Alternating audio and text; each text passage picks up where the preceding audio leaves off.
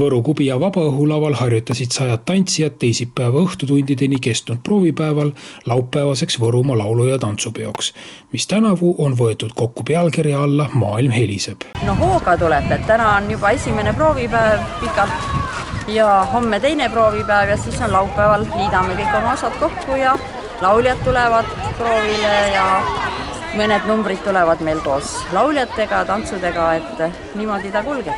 Meil on Maailm heliseb. Arvame, et süda heliseb, kõik muusikad, laulud, linnud siin ümberringi, kõik mis maailmas heliseb, mida me kuuleme, võib-olla on palju selliseid helisid veel, mida me nagu tajume, aga me päriselt ei kuule. 3 ja 1 takt ja 2 takt ja 3 takt ja 4 ette taha, ette. 1700 osalejaga laulu- ja tantsupeo kava kokkupanekut mõjutas muidugi see, et juba kuu aja pärast on Võrumaa laulu- ja tantsulapsed Tallinnas osalemas Eesti noorte laulu- ja tantsupeol Mina jään. Põhijurõhk sel aastal on koolinoortel lastel, kes valmistuvad noortepeoks Tallinnasse minekuks. Meil on olnud mitmed ülevaatused ja see on olnud päris tihe aasta.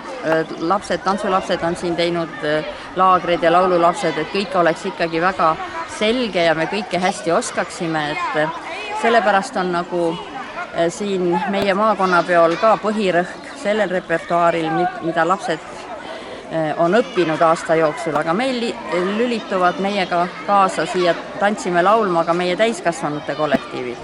Et meil on selline ühine pidu. Ja loomulikult vaata siia õpetajaid, ära vaata maha. 3, 4, 5, 6 ja südamel.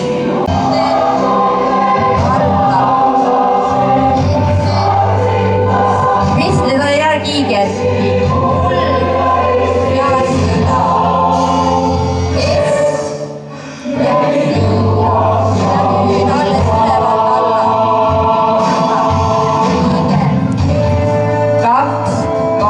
Ainult kiigume.